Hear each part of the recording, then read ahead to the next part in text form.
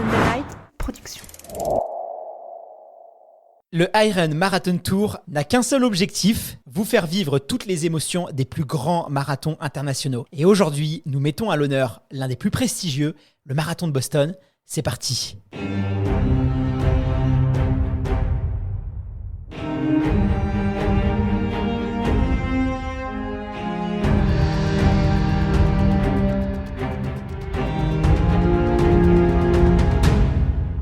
Soyez les bienvenus sur le podcast Dans la tête d'un coureur pour un nouveau format d'émission puisqu'aujourd'hui nous lançons le Iron Marathon Tour. Le concept de ce programme est très simple. Nous allons vous faire découvrir les marathons les plus emblématiques du monde et on ne pouvait pas commencer cette série sans s'intéresser au plus ancien marathon du monde, le marathon de Boston. Et pour m'accompagner et tenter de vous aider à tout savoir sur ce marathon mythique, j'ai le plaisir d'être en compagnie de Nico de Running Addict.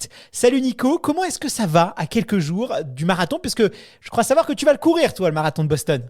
Eh ben, ça va super bien Guillaume, merci pour l'invitation, ça me fait très plaisir de pouvoir parler avec toi de ce marathon mythique. On est à 2 semaines de la course, donc 2 semaines de la course pour un marathonien, c'est le moment où on ralentit l'entraînement, on commence à s'affûter pour être en forme le jour J, donc les jours vont être longs maintenant parce que j'ai hâte d'y être. Effectivement, à l'heure où on enregistre ce premier chapitre du podcast, on est à un peu plus d'une semaine du marathon de Boston. Dans quelques instants, tu vas nous raconter un peu l'histoire assez incroyable autour de ce marathon.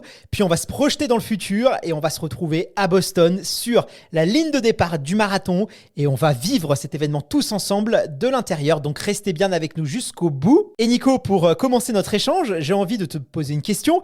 Quand on interroge autour de soi des marathoniens, ceux qui sont vraiment passionnés par cette discipline, des gens qui ont couru un peu partout dans le monde, les 42 km 195, et qu'on leur demande quel est votre marathon préféré, eh bien, à la grande majorité, ils nous répondent le marathon de Boston. C'est un peu étrange parce que pour le grand public, et moi y compris, les coureurs qui ne sont pas forcément des coureurs chevronnés du marathon, eh bien, quand on pense marathon, on pense plutôt évidemment marathon de Paris parce qu'on est français, mais aussi au marathon de New York, au marathon de Londres et au marathon de Berlin, réputé très rapide, et pas forcément au marathon de Boston. Pourquoi ce marathon est-il tant aimé par les spécialistes, les puristes de la discipline? Ouais, alors en fait, il y a plein d'aspects qui sont spécifiques à ce marathon-là. On pourrait parler du parcours, mais je pense que le point le plus important, ce sont les gens, les supporters qui sont sur le bord du parcours du marathon de Boston qui en font sa spécificité parce que, en fait, Boston, c'est un marathon qui part à 42 km de Boston et qui arrive dans le centre-ville. Donc, en fait, on va passer à travers plein de petites villes, de petits villages, d'universités, et les gens vont se faire un peu une fête chaque année d'être sur le bord de la route, d'encourager les coureurs et vivre cette expérience en tant que coureur. C'est magique pour cet aspect-là parce que les kilomètres passent vite. Bon, à part quand on se prend le mur, mais jusque-là, les kilomètres passent vite parce que on est constamment encouragé par du monde. Et puis, il faut savoir que les Américains, quand ils encouragent sur une course, on a l'impression que c'est un membre de notre famille qui est sur le bord. Ils encouragent comme si ils connaissaient chaque personne. C'est vraiment super agréable à voir. Et apparemment, moi, je l'ai vécu sur d'autres courses, mais Boston, c'est ça fois 10. Donc, je pense que c'est un moment unique à vivre. C'est ça qui fait que les gens l'apprécient en particulier. Et après, il y a plein d'autres aspects historiques qui font que c'est un mythe dans le monde du marathon. Justement, en parlant de dimension historique, le marathon de Boston, c'est le plus vieux marathon annuel au monde. Il a été créé en 1897. Et d'ailleurs, cette dimension historique, elle joue aussi quand on est un marathonien, puisque quand on court à Boston, on court un peu l'histoire du marathon, non? Exactement. Parce que le marathon de Boston, au final, il a exactement le même parcours depuis 1897. Donc, ça fait partie du mythe. C'est une course qui n'a absolument pas changé depuis cette époque-là, à part qu'à cette époque-là, il y avait une dizaine de coureurs au départ et que maintenant, c'est 30 000 coureurs qui sont chaque année sur la ligne de départ du marathon de Boston et 30 000 coureurs qui ont dû se qualifier pour y aller. Donc, en plus, il y a un aspect prestige à aller faire le marathon de Boston pour beaucoup. En tout cas, en Amérique du Nord, c'est quelque chose les gens sont fiers d'avoir couru le marathon de Boston et le montrent ensuite quand ils l'ont fait. Évidemment, le marathon de Boston, c'est un marathon qualificatif. C'est l'un des seuls au monde où il faut réaliser un certain niveau de performance pour pouvoir avoir son dossard. Et il fait partie aussi du circuit World Marathon Majeur, le WMM, qui comprend le marathon de Boston bien sûr, mais celui de Berlin, celui de Chicago, celui de Londres, celui de New York et celui de Tokyo. Donc c'est un peu la crème de la crème du marathon. D'ailleurs, il y a une particularité en plus à Boston, c'est que généralement, les marathons, tu le sais, on les court le dimanche matin. Mais pas à Boston. À Boston, on court le lundi, un jour de la semaine. Alors pourquoi est-ce qu'on court le lundi à Boston ? Alors oui, dans un premier temps, quand on est français et qu'on voit que le marathon va se courir le lundi, on se dit mais pourquoi justement, on va pas y avoir de supporters, ça va être bizarre. Et non, parce que le troisième lundi d'avril aux États-Unis, c'est le Patriots Day, qui est le jour des patriotes en français, qui est vraiment le jour férié, un des jours fériés les plus importants pour les Américains. Et du coup, ce jour-là, ils ne travaillent pas et ils se font un plaisir d'aller sur le parcours du marathon de Boston, encourager les coureurs parce que c'est devenu un symbole justement de ce Patriots Day pour les habitants de Boston. D'ailleurs, il faut savoir qu'aux États-Unis, les jours fériés tombent quasiment systématiquement le lundi, à quelques rares exceptions. Ils s'arrangent toujours finalement pour avoir des week-ends prolongés, comme ça c'est plus pratique. Il faut savoir aussi que les Américains ont une dizaine de jours de congés par an. Ils n'ont pas nos 5 semaines de vacances, donc forcément, ils profitent au maximum de ces jours fériés pour se reposer. Il faut les comprendre. Et d'ailleurs, c'est pas un hasard si il y a un marathon le jour du Patriot Day et si ce marathon il se court à Boston, puisque dans l'histoire des États-Unis, la ville de Boston a eu un rôle décisif dans son indépendance. Est-ce que tu peux nous rappeler un peu cette dimension historique et pourquoi le marathon a lieu à Boston précisément ce jour-là ? Pour les Américains, c'est le symbole de la création même des États-Unis en fait, parce que Boston c'est en Nouvelle-Angleterre. Donc Nouvelle-Angleterre, c'est les colons anglais qui sont arrivés sur le territoire américain et qui ont fondé les États-Unis. Et au final, on va pas refaire l'histoire complète des États-Unis, mais au début, c'était juste cette petite bande sur la côte est du pays qui a été peuplée d'Anglais colons. Et ensuite, petit à petit, l'histoire a fait que les États-Unis sont devenus ce qu'ils sont aujourd'hui, mais c'est quand même le berceau de l'Amérique qui est ici. Et c'est sûrement pour ça que le marathon de Boston est si particulier pour les Américains. Et c'est vrai que nous, en tant qu'Européens, on va courir dans une ambiance qui est très américaine. Et c'est ça aussi que certains peuvent venir chercher, ce côté un peu folklorique autour de cette fête qui est le marathon, parce que le marathon, ça reste une grande fête. Et en parlant de dimension historique, il y a quelque chose de beaucoup moins glorieux, malheureusement cette fois. Il faut savoir que le marathon de Boston a été exclusivement réservé aux hommes jusqu'en 1972. À l'échelle de l'histoire, c'est quand même très très tôt. Alors bien sûr, il y a des femmes qui ont couru avant cette date le marathon de Boston, mais c'était de manière clandestine puisqu'elles n'avaient pas le droit de courir le marathon. Et justement, il y a une histoire particulière autour de la démocratisation du marathon auprès des femmes, avec quelques anecdotes historiquement extrêmement importantes. Est-ce que tu peux nous parler pourquoi aussi, dans cette lutte pour l'égalité, le marathon de Boston a une place toute particulière ? C'est ça, hein ? Exactement. Et c'est un symbole qui, moi, me touche toujours dans le sens où on va parler de 1966, qui est il y a à peine 50 ans. Donc, c'est à la fois loin et en même temps, on peut se dire que c'est très proche parce que c'est la première année où une femme a tenté et a terminé finalement le marathon de Boston. Mais à cette époque-là, il faut savoir que le marathon était interdit aux femmes. On a l'impression qu'on parle d'un autre temps et pourtant, c'est il y a à peine 50 ans et le marathon était interdit aux femmes. Et cette femme, donc, elle s'appelle Bobby Gibb et elle a voulu courir le marathon de Boston et elle attend beaucoup de monde, beaucoup d'hommes évidemment, ont tenté de l'arrêter sur le parcours. Il y a une image qui circule beaucoup, qui est assez marquante. Les gens voulaient lui interdire de finir le marathon et ça a pris plusieurs années après cet acte fondateur, on pourrait dire, pour que en 1972, au final, le marathon de Boston soit autorisé aux femmes. Mais c'est fou de se dire ça aujourd'hui parce que quand on y pense aujourd'hui, on n'imagine pas que ça puisse être possible. Le marathon est est une épreuve qui est pour tout le monde, et se dire qu'à une époque ça a pu être interdit aux femmes, je trouve ça fou. Malheureusement, oui, c'est difficile à imaginer. Et je le rappelle, en 1972, le marathon de Boston s'ouvre aux hommes et aux femmes, mais il faudra attendre le début des années 80 pour que la Fédération américaine d'athlétisme autorise les femmes à participer à des compétitions au-delà du 1500 mètres. Et il aura fallu attendre 1984, donc c'est vraiment très récent, pour que le marathon féminin soit au programme des Jeux Olympiques. Il y a 37 ans, il n'y avait pas de marathon féminin aux Jeux Olympiques, il faut en avoir conscience. Nicolas, on n'en a pas encore parlé, mais le 15 avril 2013, lors de la 117e édition du marathon de Boston, il y a eu malheureusement un attentat qui a profondément marqué les Américains. Et d'ailleurs, depuis cet événement-là, le marathon de Boston a pris une dimension encore plus symbolique. C'est bien ça? Exactement.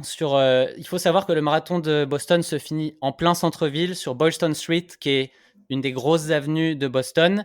Et en général, sur cette avenue-là, il y a du monde il y a plusieurs mètres de supporters de large qui sont à la ligne d'arrivée pour encourager les coureurs, ce qui fait une ambiance de fou, mais qui a aussi été, en 2013, le lieu d'un attentat. Il y a 2 bombes qui ont explosé au niveau de l'arrivée. C'est un événement qui a été vu de manière tragique par les Américains, parce que c'est un symbole pour eux qui a été attaqué à ce moment-là.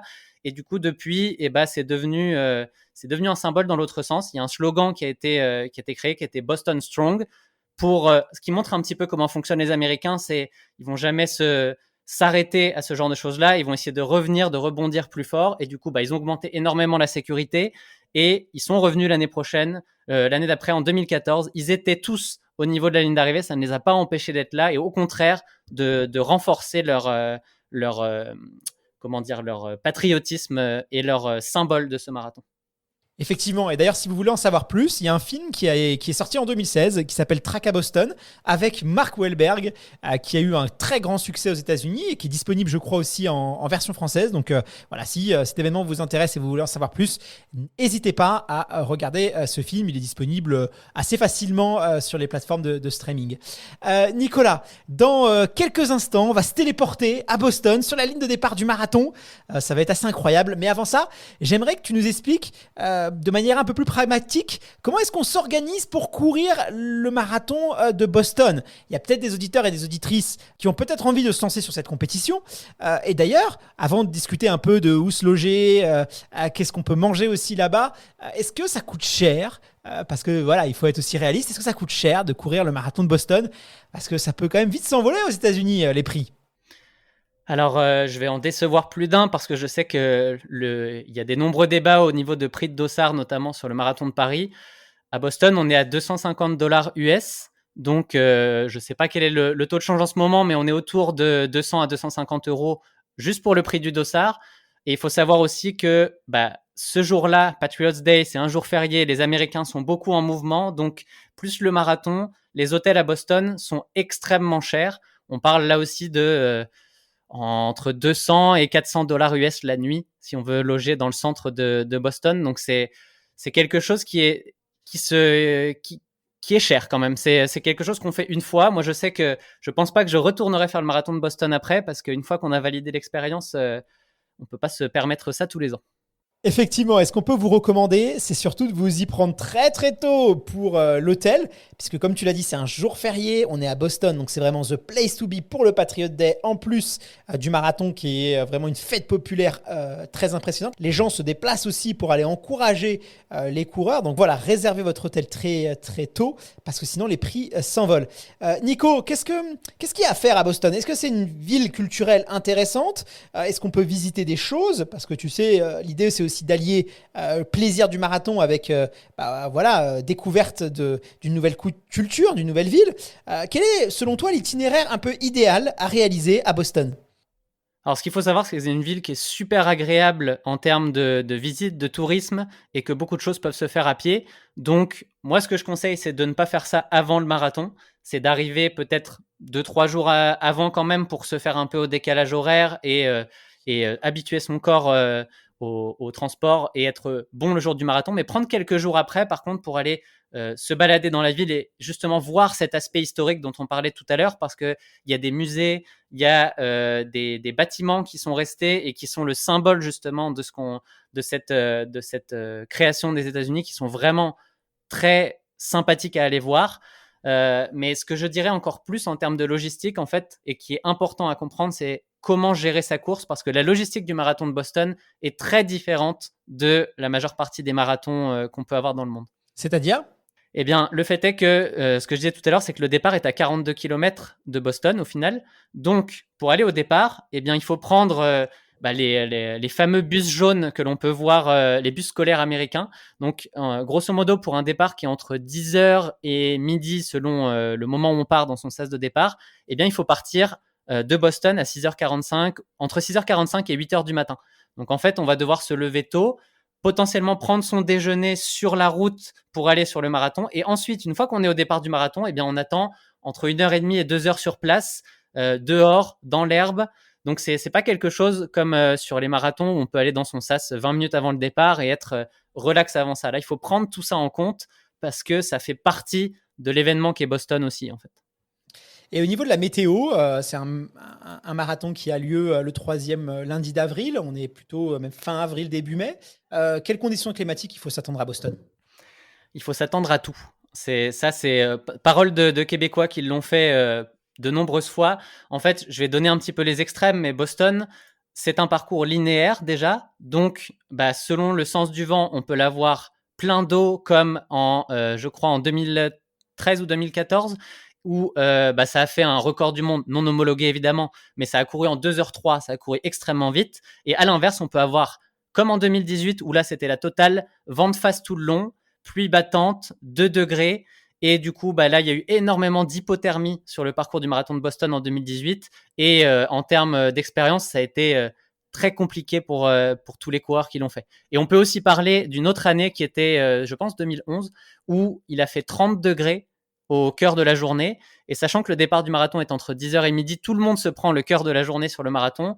Donc 30 degrés au mois d'avril, c'est aussi une hécatombe, mais dans l'autre sens. Donc en fait, tout peut arriver sur cette période-là de l'année à Boston. C'est un peu la loterie chaque année. D'accord, donc au niveau de la météo, tout est possible, mais c'est un peu comme le marathon de Paris, hein. En 2022, on a eu 0 degré, 1 degré au départ, alors que tu peux avoir des éditions avec un grand soleil bleu, voire même 20 degrés à 10 heures. Donc voilà, ça c'est quelque chose où on est assez habitués, nous les Français. Tu nous as parlé du vent, tu nous as parlé de la météo, mais le parcours, comment est-ce qu'il est? Est-ce qu'il est plutôt plat? Est-ce qu'il y a des descentes? Est-ce qu'il y a des montées? Est-ce qu'il y a des virages en épingle? Est-ce que c'est un parcours roulant ou au contraire, pas vraiment? Alors, parcours linéaire, oui, mais pas parcours plat. En fait, c'est très typique de ce qu'on peut retrouver dans cette région en Amérique du Nord. On appelle ça des rolling hills qu'on a un petit peu tout le temps. Donc, c'est un parcours vallonné. En fait, ça n'est jamais vraiment plat. On est quasiment toujours sur du faux plat descendant, montant. Il y a des côtes. Donc, au global, si on regarde le parcours, il est descendant parce que je crois qu'il part à 160 mètres d'altitude et il finit à 40 et quelques. Donc, au global, on a un 120 mètres de dénivelé négatif, mais on a aussi 250 mètres de dénivelé positif pendant le parcours. Donc, on a un petit paquet de côtes à gérer. Et surtout, l'aspect que les gens ne voient pas le plus souvent, c'est que les côtes, ça fait mal quand on est dedans, mais les descentes, ça fait encore plus mal sur marathon parce que musculairement, à la fin, ça se paye. Et la spécificité de Boston, c'est que le premier kilomètre est celui qui inclut la plus grosse descente du parcours. Donc, en fait, on peut facilement se brûler dès le premier kilomètre. C'est un classique à Boston parce qu'on perd 40 mètres de dénivelé sur le premier kilomètre. Ok, donc un parcours quand même plutôt piégeux. Voilà, il faut faire attention. Alors tu l'as dit, c'est un parcours qui est non homologué, et c'est peut-être ce qui est aussi un petit peu frustrant avec Boston, c'est que finalement notre chrono il sera pas forcément officiel. Si par exemple on est licencié, il n'apparaîtra pas sur notre fiche FFA en tant que record officiel puisqu'il n'est pas tout simplement homologué. Si par exemple Nico tu fais un record du monde, il sera pas valable, c'est ça? Exactement. C'est une des spécificités, mais qui n'a pas empêché d'être dans les majors et de ramener énormément d'athlètes de l'élite mondiale. Cette année, on aura Kenenisa Bekele qui sera au départ. Donc, le mythe suffit pour ramener les coureurs, même s'ils ne pourront pas battre de record du monde sur ce parcours. Nico, avant qu'on plonge nos auditeurs et auditrices en immersion dans le marathon de Boston, est-ce qu'il y a d'autres choses à savoir sur cette épreuve mythique? Non, bah moi, ce que je retiendrai, c'est vraiment d'y aller pour l'ambiance avant tout, parce que tout ce qu'on a pu dire sur la météo, le parcours, fait que vouloir faire un temps là-bas, c'est compliqué. En plus, de toute manière, il serait pas forcément homologué. Donc, y aller pour l'expérience, le vivre avant tout, c'est ça qu'il faut retenir, parce que si on y va pour ça, je garantis que le contrat va être rempli et on sera heureux à la fin. Eh ben écoute, c'est parti, j'ai hâte d'y être et je préfère prévenir nos auditeurs tout de suite. Vous allez voir, je risque d'être un petit peu très enthousiaste avec énormément d'énergie parce que quand on est un passionné comme moi de course à pied, forcément, se retrouver à Boston, c'est comme un rêve qui se réalise. Je vais essayer de pas crier trop fort, mais de l'émotion, il va en avoir dans cette émission, dans ce reportage. J'ai vraiment envie de faire mon maximum pour que vous puissiez ressentir l'émotion et ce que vit une personne qui participe au marathon de Boston. Je vais faire de mon mieux et j'espère que ça va vous plaire. Nico, on se téléporte tout de suite à Boston. Est-ce que t'es prêt? C'est parti. Ça marche, à tout de suite. Bienvenue à Boston dans le Massachusetts. On est arrivé il y a quelques heures et le programme s'annonce déjà très chargé. Alors actuellement, je suis sur State Street.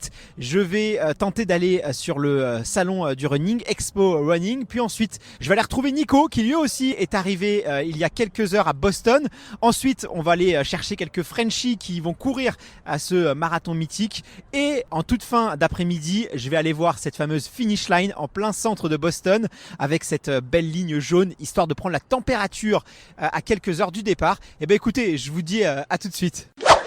Je suis à l'intérieur de Running Expo, c'est l'équivalent du salon du running mais version marathon de Boston. Alors ce qu'on peut déjà observer, c'est que c'est pas forcément le salon le plus grand sur marathon. Le salon du marathon de New York est clairement beaucoup plus grand, celui de Paris aussi est plus grand. Là, j'ai l'impression que les organisateurs ont quand même réservé le plus bel espace pour le partenaire officiel qui est Adidas. Ce qui est bien, c'est que vous avez plein de produits dérivés autour du marathon. Donc vous allez retrouver les classiques pulls, le classique t-shirt, le survêtement du marathon de Boston, mais aussi des produits dérivés comme par exemple des mugs, des tasses, des verres, des gourdes, il y a même des peluches et ça c'est quand même pas mal parce que ça permet d'avoir des petits souvenirs. Je vais essayer maintenant de trouver des francophones qui vont courir le marathon de Boston. Je vais traverser les allées pour voir si ça parle français et puis pourquoi pas recueillir leur impression, savoir un peu comment est-ce qu'ils se sentent à quelques heures du départ. Allez, on va essayer d'en trouver quelques-uns, c'est parti.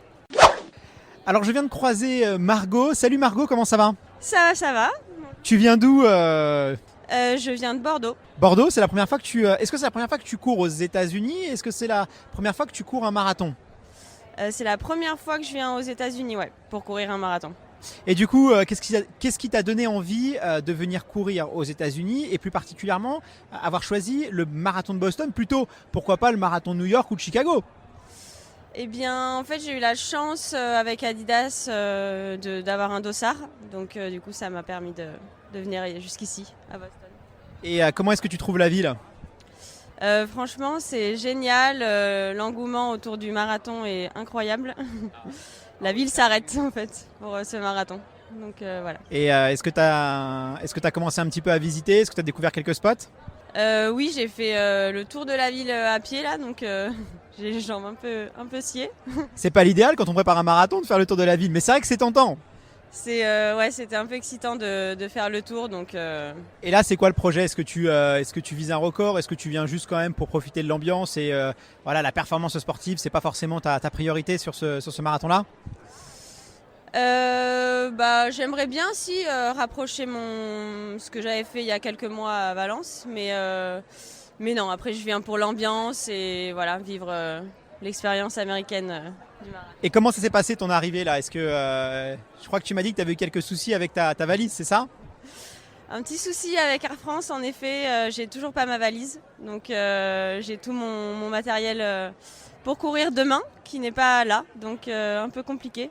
Est-ce que tu as prévu un plan B quand même? Parce que là, je m'inquiète, on est à quelques allez, on est dimanche à l'heure où on enregistre l'émission, donc ça, t'as encore quelques heures avant le marathon, mais est-ce que tu as quand même prévu un plan B, rassure-moi? J'ai eu la chance avec Adidas qui me donne un petit équipement, donc ça c'est vraiment très très sympa. Après, non, solution de repli, là, il faut que je trouve des petits gels, des petites choses comme ça cet après-midi, mais voilà. Ok, bah écoute, je te souhaite bon courage pour la suite. J'espère que tu vas retrouver ta valise et puis bah surtout un bon marathon. Merci beaucoup. Je sors à l'instant de Running Expo, il y avait beaucoup de monde, c'était pas quand même assez bruyant, donc ça fait du bien d'être dehors. Clairement, je vous recommande, si vous faites le marathon de Boston, d'aller sur le salon plutôt le vendredi ou le samedi, parce qu'il y a quand même beaucoup de monde la veille de course. Là, je me dirige vers l'hôtel de Nico, je vais aller recueillir ses dernières sensations d'avant course. Je crois qu'il a déjà fait le repérage du parcours, donc il va aller m'expliquer tout ça. Allez, on se retrouve à son hôtel. Alors je suis au Airbnb de Nico, porte 621, bah il est là, je vais frapper. Salut Nico, comment tu vas? Ça roule, toi? Bah écoute, ça va nickel, merci de me recevoir. Ça fait plaisir. Alors Nico, la dernière fois qu'on s'est vu, tu m'avais mis en garde sur les conditions météorologiques qui peuvent être imprévisibles. Il peut faire très beau, il peut faire très froid, il peut y avoir du vent, il peut y avoir de la pluie ou calme plat.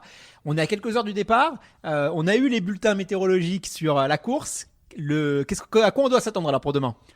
On s'attend à des conditions très favorables pour les coureurs puisque ça va être frais, ce qui est plutôt une bonne chose. Quand c'est chaud, on sait que surtout en début de printemps, c'est compliqué. Donc là, ça va être frais. Il va y avoir du soleil, donc il va faire beau tout le long, donc ça va être super agréable à courir. Et le vent va y en avoir un petit peu. Il va être de face, donc dans le mauvais sens, mais il va être léger, donc ça ne devrait pas être trop dérangeant sur le parcours. Je crois que tu as repéré le parcours ce matin. Est-ce qu'il y a des choses qui t'ont un peu surpris? Est-ce que globalement c'est RAS? Qu'est-ce que tu peux nous dire sur ce fameux parcours de Boston? Alors, à la fois, ça m'a pas surpris parce que je l'avais bien repéré dans tout ce qu'on pouvait faire sur Internet, mais quand on le voit, on se rend vraiment compte des choses. Et la descente du début de parcours, elle descend vraiment. Et ça va forcément être difficile. Et j'ai fait surtout les 4 buts qui sont entre le 25e et le 34e. Et là, on se rend compte de ce que c'est parce qu'on a fait tout le trajet en voiture. On a vu ce que c'était de faire 25 bornes. Et on sait qu'on va être fatigué à ce moment-là. Donc, les côtes vont faire vraiment mal. C'est des vraies côtes. C'est un petit peu comme s'il y avait 4 fois la côte du 34e au marathon de Paris à se taper. Donc, ça va faire mal. Alors globalement, comment est-ce que tu te sens physiquement, mentalement à quelques heures du départ? Alors évidemment, tu nous avais mis en garde, le marathon de Boston, c'est pas forcément le marathon pour battre son record, mais te connaissant, je sais que tu fais quand même plutôt bien les choses et que tu as quand même envie de répondre présent et de faire une petite perf sur ce marathon. Dans quel état d'esprit tu es? Est-ce que la prépa s'est très bien passée? Qu'est-ce que tu peux nous dire un peu, un petit bilan de cette prépa à quelques heures du départ? La prépa s'est super bien passée. Je suis vraiment très confiant, mais confiant comme à l'approche d'un marathon, surtout celui-là où il y a quand même beaucoup d'inconnus dessus. Donc, je sais que ça va faire mal. Mon but, c'est d'arriver dans ces côtes en ayant encore de l'énergie. Et si j'arrive en haut en me disant « ça va, je ne suis pas encore à me prendre le mur », là, ça sera du plaisir sur les 8 derniers kilomètres. C'est vraiment ça mon objectif. Mais bon. C'est pas parce qu'on a là une prépa parfaite sur le marathon de Boston que tout se passe bien. Je connais tellement d'histoires de gens qui ont craché sur la fin du parcours que va falloir être solide. Et là, du coup, 24 heures avant le marathon, est-ce que tu as fait un petit footing? Est-ce que tu vas le faire ce soir? C'est quoi un peu on a toujours un petit peu un rituel, tu vois, presque superstitieux avant un marathon. Toi, le tien, c'est lequel? Moi, mon rituel, c'est l'avant-veille. Donc hier, pas de course, vraiment full repos. Là, normalement, j'y vais le matin. Bon, j'ai été repérer le parcours à la place. Et donc là, dès qu'on a fini d'enregistrer, je vais aller faire ce petit 20-25 minutes tranquille avec quelques accélérations. Un truc qui est juste pour redonner un petit peu de rythme aux jambes et se mettre en confiance pour le lendemain. Alors, tu as couru déjà quelques marathons. Le marathon de Boston, pour toi, est-ce qu'il est un peu particulier par rapport aux autres? Oui, parce que déjà, le parcours fait que ce n'est pas un marathon qu'on aborde en mode « je veux absolument battre mon record ». On y va avant tout pour vivre cette expérience et j'ai pas encore vécu la course, mais on voit déjà sur l'expo dans la ville, tout tourne autour du marathon de Boston et c'est différent. J'ai vu les points clés du parcours où apparemment il y a énormément de monde. Je pense que ça va être fou parce qu'ils ont mis des barrières vraiment pour séparer les gens des coureurs, et quand il y a ça, on sait qu'en général c'est que ça va être chaud derrière. En général. Mais c'est vrai que Boston, c'est un peu la ville idéale, en tout cas pour courir un marathon, en tout cas aux États-Unis, parce que c'est assez paisible, t'as pas cette densité, on se sent quand même plutôt bien dans cette ville, elle ressemble quand même beaucoup à une capitale européenne, on n'est pas tant dépaysé que ça, et ça fait plaisir. Ouais, c'est clair, c'est un beau mélange en fait entre l'Europe, les États-Unis. l'Europe avec les supporters américains en fait qui sont fous parce que là même ce matin je voyais des coureurs qui étaient en train de faire leur jog de veille de course qui se faisaient encourager par les gens dans la rue. C'est quelque chose d'assez fou.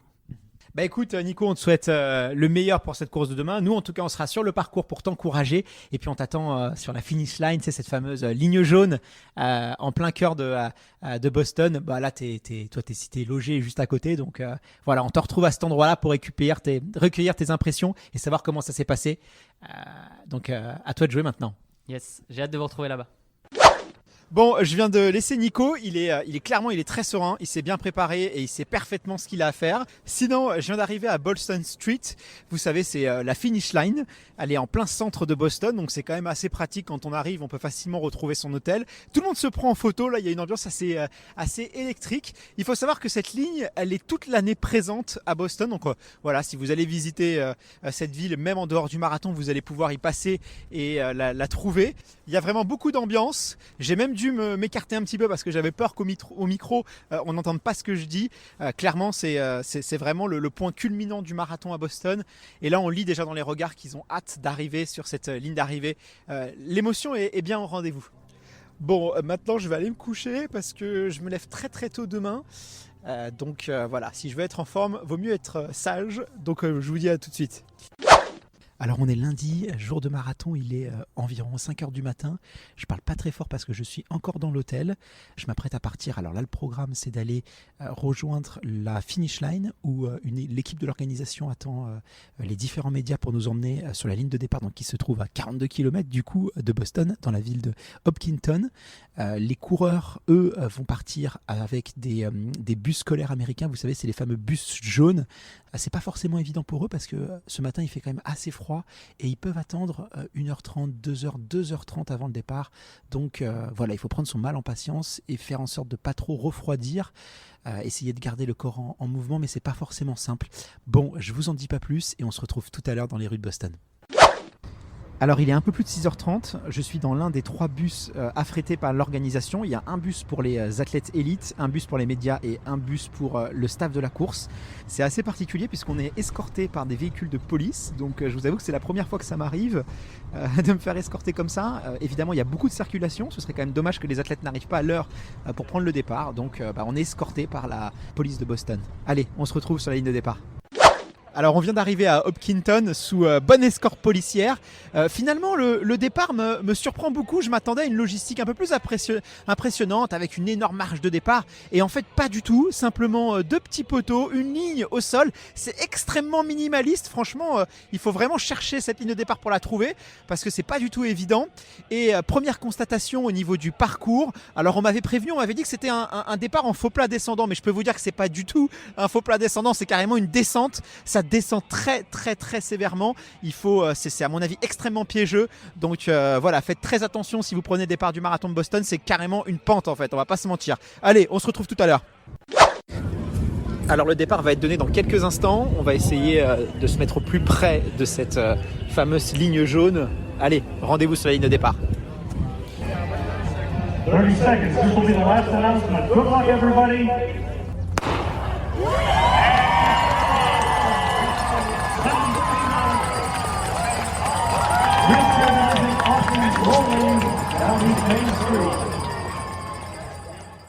Je me trouve actuellement sur la voiture ouvreuse. Alors à quoi ça ressemble? C'est une espèce de pick-up, un gros pick-up américain où sur la plage arrière on a fixé quelques banquettes. Les photographes s'y installent pour pouvoir faire des photos aux premières loges. Ce que je peux vous dire de ce départ, c'est que concrètement les premiers kilomètres c'est véritablement un casse-pattes.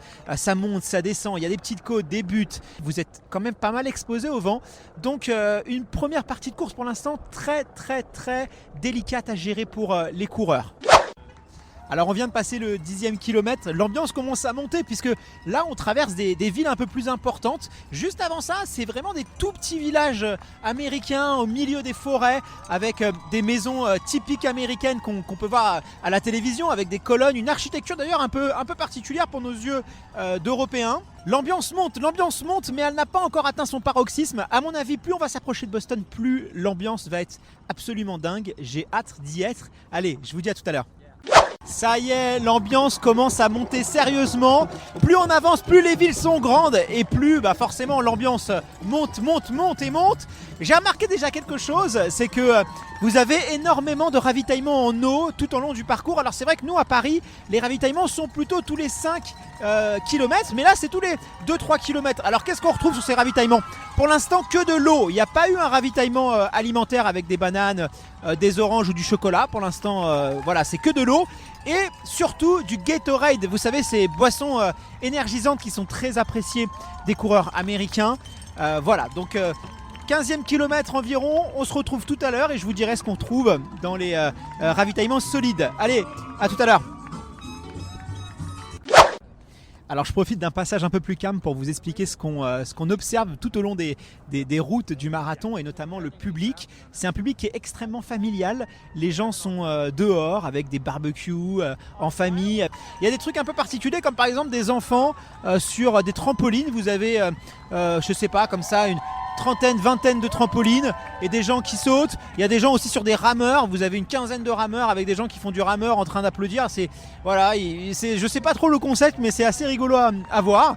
Vous avez des gens aussi qui sont sur leur toit, qui sont sur leurs fenêtres. Vraiment, les Américains sont mobilisés pour le marathon et encouragent tous les coureurs du premier au dernier. Alors on vient de passer le semi, forcément plus on se rapproche de Boston et plus les villes sont grandes et donc plus l'ambiance commence à monter, commence à chauffer. Je vous ai promis tout à l'heure de vous dire à quoi ressemblaient les ravitaillements solides. Eh bien avant le semi-marathon, vers le 17e ou 18e kilomètre, on a vu un stand qui proposait des gels de la marque Morten. Vous savez, c'est ces gels qui sont pas donnés, qui sont plutôt chers, assez même de luxe.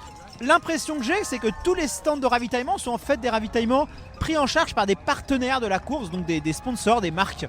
Et donc c'est sûrement pour ça aussi que vous avez ce type de produit mis à disposition pour les coureurs. On vient de passer le 32e kilomètre, on est dans des cités pavillonnaires en périphérie de Boston. Il y a beaucoup de monde sur le passage, il n'y a presque plus aucune parcelle sans spectateurs. Ça booste les coureurs et ils en ont besoin parce que le 32e kilomètre, c'est là où on commence à être dans le dur, c'est là où on commence à avoir mal, surtout avec toutes ces petites bosses, ces montées, ces descentes qui font le marathon de Boston. On n'est plus qu'à quelques kilomètres là du centre-ville de Boston. J'ai hâte de rentrer dans la ville, j'ai hâte de voir l'ambiance et la ferveur pour ce marathon. Allez, encore plus que quelques instants à attendre, on se retrouve tout à l'heure. Ça y est, on est au 42e kilomètre, on est rentré dans Boston et depuis qu'on est dans le centre-ville, les applaudissements n'ont pas cessé d'augmenter. C'est complètement dingue, il y a du monde partout, on arrive à peine à voir le paysage tellement qu'il y a de monde. Je peux vous dire que la ferveur elle est au rendez-vous, ça doit être quelque chose de courir ici, ça doit être quelque chose d'arriver sur cette finish line.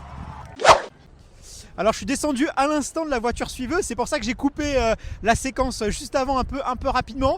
En fait ça a été vraiment très militaire, il s'est arrêté, il nous a dit tout le monde descend. J'étais pas du tout prévenu donc j'ai été très surpris. Là je vais essayer d'aller sur la ligne d'arrivée pour aller retrouver tous les finishers. C'est les moins de 3 heures là en ce moment, donc voilà, c'est ceux qui viennent d'arriver. Je vais essayer de trouver Nico de Running Addict pour recueillir ses impressions à chaud. Je vous dis si j'arrive à le trouver, si je vois aussi d'autres Français sur le passage, je m'arrêterai pour les saluer. Allez, à tout de suite. Alors je viens de croiser Margot par pur hasard puisque avec Margot on s'était rencontrés sur le salon le Running Expo. Là on est au niveau des médailles. Comment est-ce que ça va Margot ? Ça va, un peu cassé. Un peu cassé. La première question que j'ai envie de te poser, c'est comment s'est passée cette course ? Comment est-ce que tu l'as vécue de l'intérieur ? Et est-ce que tu as rempli ta mission aujourd'hui ? Je suis plutôt contente, oui. J'ai plus que rempli ma mission. J'ai gagné quelques minutes. Donc voilà, c'était incroyable. Alors on parle souvent de l'ambiance à Boston. On dit que la ferveur est présente sur quasiment tout le parcours. Est-ce que toi, tu es d'accord avec ça maintenant que tu as fait le marathon ? Totalement, l'organisation est millimétrée, il y a du monde de A à Z vraiment. Les gens sont fous, ils t'encouragent de A à Z, voilà, c'est... Je crois que tu as fait un beau chrono puisque tu m'as dit que tu avais réalisé 2h57. Pourtant, un parcours un peu difficile, réputé en tout cas un peu difficile. Est-ce que c'est le cas ? Parce que tu as battu ton record, je crois, sur ce parcours-là. Alors est-ce qu'on peut quand même faire un peu de performance quand même ? Il y a beaucoup de relances, beaucoup de montées, mais beaucoup de descentes. Donc pas mal de négatifs. Ouais, je pense que si on aime bien les relances, on peut gagner du temps là-dessus. On peut quand même faire un chrono à Boston, c'est ça Ouais, je confirme. Bon, on te retient pas plus longtemps parce qu'il fait quand même un petit peu frais. Margot, bonne récupération, mets-toi au chaud et puis à très bientôt. Merci. Alors je suis aux côtés de Tristan. Tristan, un Toulousain, mais je crois expatrié à Montréal, c'est bien ça? Exactement, oui. Je vis à Montréal depuis maintenant 4 ans. Et d'ailleurs, j'en profite pour saluer tous nos auditeurs de Montréal parce qu'ils sont quand même pas mal nombreux. Je crois que c'est la deuxième pays après la France, le Canada. Donc bonjour à vous tous. Alors, comment est-ce que ça s'est passé cette course? C'était la première fois que tu courais à Boston? Ouais, c'est la première fois à Boston, ouais. J'avais plusieurs amis là qui m'avaient parlé de ce marathon, conseillé sur le profil, etc. Donc le but, c'est de ne pas partir s'enflammer et pas partir trop vite parce que le parcours descend au début là. Mais j'ai réussi à bien gérer la course et ça s'est bien passé, ouais.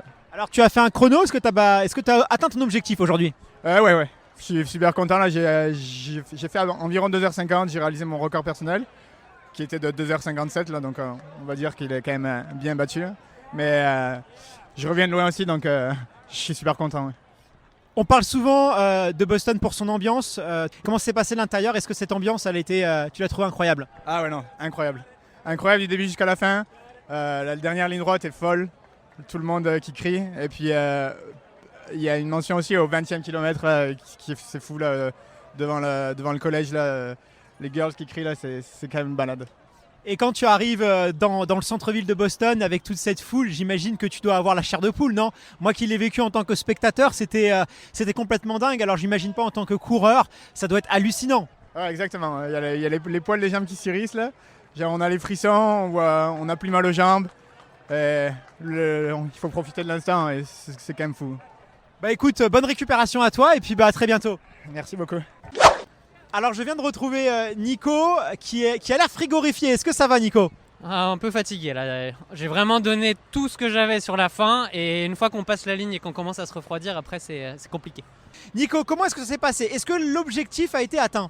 Ouais, l'objectif de chrono, on va dire de zone de chrono, il a été atteint. Après, l'objectif d'être conservateur sur le début pour attendre la fin des côtes pour accélérer, il a été atteint, mais j'ai pas vraiment accéléré après parce que ça a plutôt été du maintien et finir dans un pas trop mauvais état. C'est comme ça que ça s'est passé. Et question chrono, est-ce que tu as battu ton record? Parce qu'on a interviewé 2 Français avant toi et les 2 ont réussi à battre leur record. Est-ce que c'est ton cas? Mais je crois que j'ai déjà un peu la réponse et ça s'est plutôt bien passé. Ouais, j'ai pas le chrono exact, mais je pense que j'ai fait environ 2h42. Donc je m'étais entraîné pour du 2h40 sur un parcours plat. Donc là, je confirme que moi les descentes, j'ai pas trouvé que ça aidait parce que ça te brûle les quads et à la fin j'en avais plus du tout. Mais c'était une belle journée, on avait quand même une météo qui était bonne pour aller faire un bon temps aujourd'hui là. C'est clair, j'ai vu le parcours, on était sur la petite voiturette et j'ai vu le parcours, c'est vraiment très très casse-pattes. Mais bon, apparemment on peut quand même faire des perfs, je pense, parce que les conditions étaient aussi optimum. Et puis pas mal de coureurs aussi, un bon groupe, une grosse densité, ce qui permet quand même d'aller chercher un peu au fond de soi, parce qu'il y a que des très très bons coureurs ici à Boston.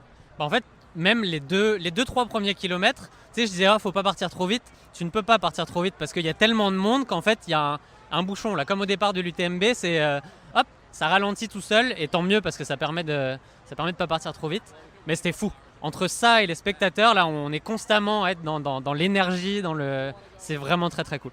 Et justement, en parlant de cette ambiance, en parlant de ce marathon de Boston, est-ce qu'il y a un moment qui t'a un peu plus particulièrement marqué? Peut-être l'entrée dans Boston, peut-être les passages en pleine forêt. Est-ce que tu gardes un souvenir particulier sur cette course? J'aurais pu dire le Wellesley College, avec les filles qui crient dans tous les sens, mais en fait, les côtes, là, entre le 26e et le 34e, je les ai aimées, en fait, parce que j'avais gardé suffisamment d'énergie pour les prendre.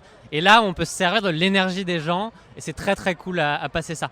Bon, ça te prend énormément d'énergie, mais c'est un moment qui est vraiment cool. Bon, tu recommandes ce marathon de Boston à nos auditeurs, alors? Ah ouais, il faut le faire au moins une fois. Moi, je pense qu'une fois, ça suffit. Là, j'ai envie d'aller voir d'autres marathons maintenant, mais c'est un mythe. Si on peut le faire, il faut y aller. Bon, on ne te retient pas plus longtemps parce qu'il fait quand même un peu frais. On te souhaite une bonne récupération et puis on te voit où maintenant? C'est quoi la prochaine, la next tape? La next tape, ça va être de reprendre l'entraînement, la progression, des petites distances courtes. Et le vrai gros objectif, le prochain, c'est marathon de Berlin fin septembre. Mais là, j'ai plus trop envie d'entendre parler de marathon pendant quelques temps pour l'instant. Et t'as bien raison, il faut savoir lâcher aussi. Et on sera peut-être à Berlin, nous aussi. Donc on te souhaite une belle récup et on te dit à très vite, Nico. Ça marche, merci les gars. Bon, ça fait très plaisir d'avoir croisé des Français et en particulier Nico. Je suis très content qu'il ait réussi à battre son record. Comme quoi, vraiment, quoi qu'on en dise, on arrive à faire de la performance sur le marathon de Boston, même si ce n'est pas l'idéal. La densité, l'ambiance fait qu'on arrive peut-être à combler ce parcours un peu bossu pour, pourquoi pas, atteindre ses objectifs. Je vais aller maintenant retrouver Manu du site OneIron. Vous savez, Manu, c'est notre chroniqueur sur l'Iron Café qui connaît un peu tous les secrets du monde du running. Et ça tombe bien puisqu'il va nous parler de Boston et plus particulièrement d'une marque running qui est ici chez elle, puisqu'elle a ses bureaux, elle a là aussi des infrastructures gigantesques. Je ne vous en dis pas plus et Manu va vous expliquer tout ça. Allez, à tout de suite. Salut Manu, comment ça va ? Eh ben écoute, très bien. Je suis très content d'être ici. Il y a une ambiance extraordinaire à Boston. La météo était super. Les Américains sont toujours aussi accueillants et chaleureux. C'est génial. C'est clair que cette année, on a eu un très très beau cru pour le marathon de Boston. On a bien choisi notre année pour venir courir l'événement. Moi, j'en suis ravi. Tu vas nous parler un peu plus de la ville de Boston et surtout du lien si particulier qu'elle entretient avec la course à pied. Parce que moi, je l'ai constaté, il suffit d'aller dans les rues, dans les parcs. Il y a énormément de coureurs. On voit ici que la course à pied, c'est vraiment un sport qui est dans le cœur des habitants de Boston. Mais si ils ont un lien si particulier avec le running, c'est pas tout à fait par hasard. C'est parce que je crois que leur histoire, l'histoire de la ville, elle est aussi très liée à l'une des marques qui est référente dans le monde du running, si mes informations sont bonnes. Ouais, tu as tout à fait raison, Guillaume. Effectivement, on est à Boston pour le marathon et quand on parle de Boston, on parle d'une marque qui est très importante dans le milieu du running. C'est la marque New Balance. Alors du coup, j'ai un peu fouillé et puis j'ai été chercher quelques anecdotes sur cette marque qui est vraiment née à Boston et puis qui entretient avec cette ville une relation depuis plus d'un siècle maintenant. C'est vrai que New Balance, c'est une marque référente dans le monde du running, mais finalement, on ne connaît pas vraiment son histoire. On connaît beaucoup plus l'histoire de Nike ou encore de Adidas. C'est vrai que New Balance, moi, je suis curieux que tu m'en dises un peu plus. Ouais, c'est très intéressant parce qu'en plus, l'histoire de New Balance, c'est une histoire en deux temps. Tout commence en 1906 avec William Riley, qui est cordonnier et orthopédiste. C'est un émigré anglais qui est arrivé en Nouvelle-Angleterre comme beaucoup d'Anglais. Et il observait les poules dans son jardin. Et en voyant le pied des poules, il a constaté qu'il pouvait s'aider de cette stabilité qu'il y avait sur les trois griffes de la poule pour créer une semelle intérieure de soutien de la voûte plantaire. Donc l'histoire raconte que William a longtemps eu une patte de poule sur son bureau pour expliquer le concept d'équilibre qu'il avait créé avec cette semelle de soutien de la voûte plantaire.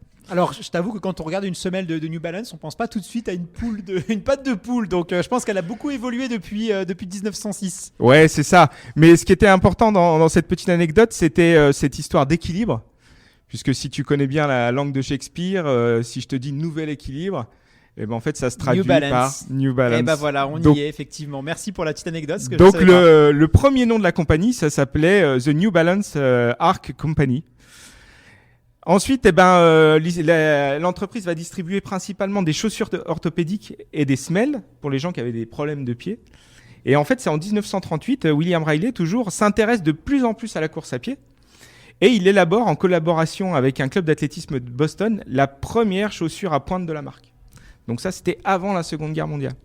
Et du coup, la marque New Balance est très attachée à la ville de Boston. Moi, on est passé récemment devant le siège de New Balance. C'est énorme, c'est un immense, c'est pas un building, mais c'est vraiment un immense bâtiment dédié aux équipes de New Balance. Il doit être plusieurs milliers à travailler à l'intérieur. Et récemment, ils ont ouvert aussi un stade indoor qui est le stade indoor le plus grand au monde, avec une piste pareil, qui est la plus rapide. Ça a quand même coûté la baguette somme d'un $250 million. Je crois en plus que tu l'as visité. Ça doit être assez impressionnant. On n'a pas en tout cas de pareille infrastructure. Nous en Europe, on est un peu jaloux. Hein. Ouais, la piste est vraiment impressionnante. Et au-delà de la piste, en fait, c'est... Alors toi, c'est vrai que tu as vu la piste. Moi, j'ai eu la chance de visiter le centre de recherche qui est sous la piste, où en fait il y a toute la haute technologie qui permet vraiment de faire des analyses très poussées sur le sport avec des capteurs au sol et des dizaines de caméras qui étudient tous les mouvements du sport. Donc bien sûr le mouvement de la course à pied, il y a un virage de course à pied avec des capteurs au sol tout le long du virage pour vraiment voir les forces dans un virage de piste d'athlétisme. Et puis après, bien sûr tous les autres sports, il y a le basket, le tennis et tout ça. Donc pareil, ils reproduisent, ils analysent en 3D les mouvements du corps humain et puis ils arrivent à voir les différentes forces qui s'appliquent sur un athlète. Donc New Balance, une marque très attachée à la ville de Boston, ça c'est clair vu l'investissement qu'ils y mettent. Est-ce que d'ailleurs les fondateurs sont toujours aux manettes en tout cas la famille des fondateurs, parce que j'imagine que le fondateur il est décédé depuis, mais est-ce que c'est toujours une famille indépendante qui tient cette marque-là ? Alors effectivement, pour reprendre la suite de l'histoire, en 1961, l'entreprise sort la Trackster. Alors déjà à l'époque, les arguments marketing ne manquent pas, parce que c'est une chaussure légère, flexible, confortable, durable, et même l'un des arguments à l'époque, c'est réparable, ce qui paraît un petit peu utopique à notre époque. Et donc la société devient New Balance Athletic Shoe Company. Et ensuite, il y a 50 ans, jour pour jour, le jour du marathon de Boston, James Davis va racheter donc à la fille d'Arthur Hall. Arthur Hall, c'était l'associé de William Riley qui lui a aidé à développer la compagnie. Donc Jim Davis va racheter pour $100 000 la société New Balance et il va s'engager surtout à conserver les valeurs de l'entreprise, c'est-à-dire la qualité et l'innovation. Donc à l'époque, il faut savoir qu'en 1972, New Balance produit 30 paires de chaussures par jour. Donc le jeune président qui a 28 ans à l'époque va propulser la société au niveau mondial. En 1975, Tom Fleming remporte le marathon de New York avec une paire de NB 320. La première paire où on va voir apparaître le fameux N sur le côté de la chaussure. Et donc cette paire va être élue en 1976 par le magazine Runner's World chaussure de l'année. Et en donc 78, juste après, la marque va sortir sa première collection de textiles avec des maillots et des shorts en mèche et en nylon et déjà à l'époque des vestes en Gore-Tex. Donc $100 000, je pense que c'est une bonne affaire parce qu'aujourd'hui ça vaut quand même beaucoup plus. Ouais, effectivement, maintenant ils font presque 5 milliards de dollars de chiffre d'affaires, donc c'est devenu une très grosse compagnie et Jim Davis est toujours aux manettes. Et effectivement, c'est une entreprise qui tourne très très bien. Alors du coup, si on s'intéresse un peu aux équipements et au marathon, tu nous parlais de recherche et développement tout à l'heure. Est-ce qu'il y a une chaussure, allez, présente-nous peut-être une seule chaussure qui est un peu référente, un peu le must si on s'intéresse au marathon ou à la longue distance. Qu'est-ce que tu nous recommandes ? Une chaussure un peu iconique. J'ai voulu quand même parler un peu aux trailers parce que les trailers vont dire « Ah, mais on parle que de route et tout ça ». Donc j'ai choisi les deux modèles un peu iconiques de la marque. Donc c'est la fameuse 1080 qui est sortie récemment en version 12. Donc la 1080 c'est pour la route. Effectivement c'est une chaussure confortable et puis vraiment idéale pour courir le marathon de Boston. Et puis côté trail on a la Hero qui est vraiment son penchant en version trail. Donc avec une semelle Vibram pour la croche. Donc ça c'est vraiment ces deux modèles iconiques. Et puis je peux vous donner un petit teasing. C'est-à-dire qu'à l'occasion de ma venue sur Boston, on a eu l'occasion de voir et de tester les modèles qui vont apparaître au courant de l'été.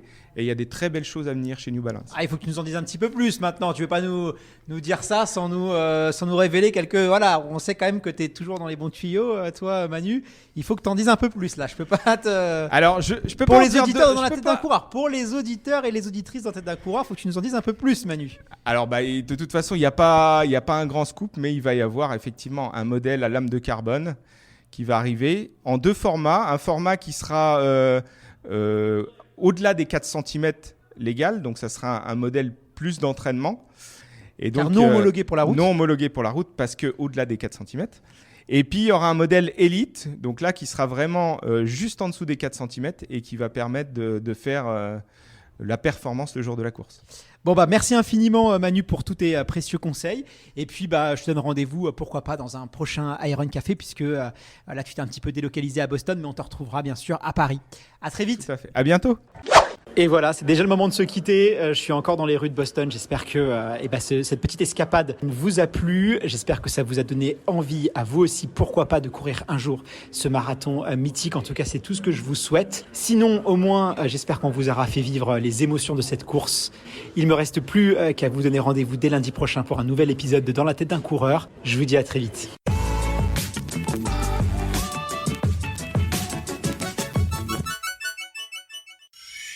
Cette émission vous a été proposée par Iron.fr, spécialiste running, trail et fitness sur Internet.